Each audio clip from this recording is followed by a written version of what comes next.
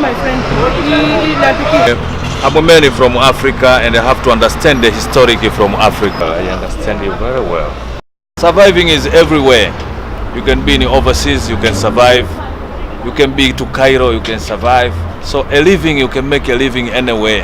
In Africa, we didn't put such kind of border because to stop each other to walk around. We put a border just for secure.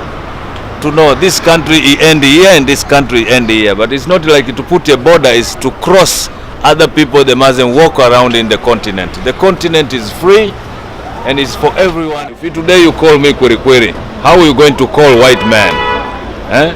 White man, how are you going to call him? White man, he come from overseas to Africa. If you call him white man, Kwiri, he's going to be happy? Not happy.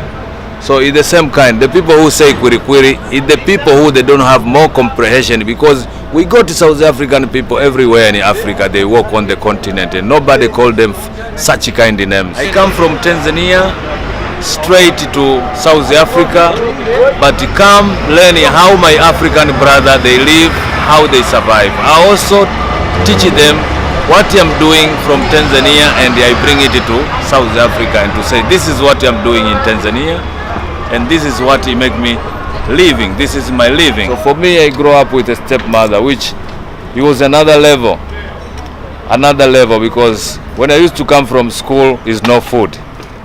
I go school, no food.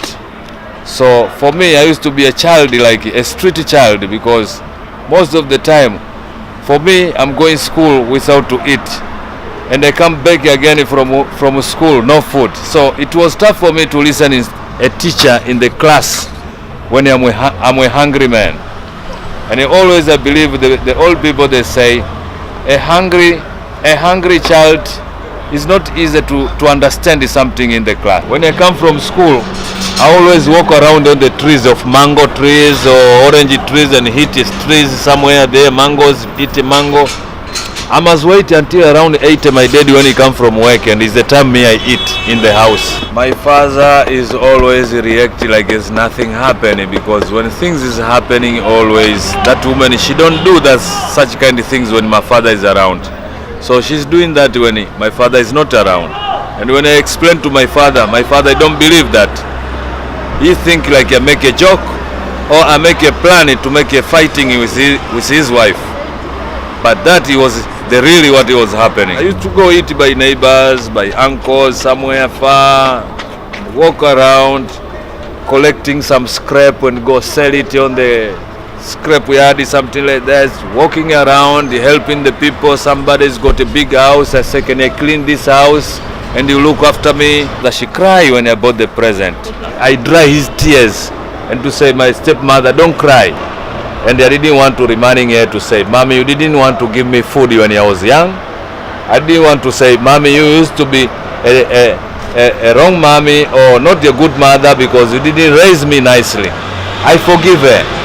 And I just do things like somebody didn't get any hurt from that mother. And when you hear people talking about Kwiri, things which to separate another African man to look like a stranger, is according about the itself.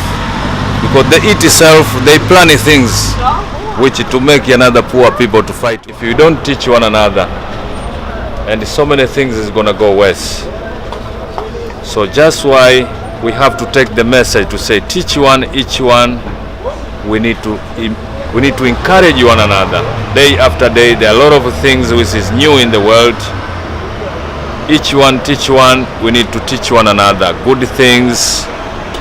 He's making the world to be so sweet.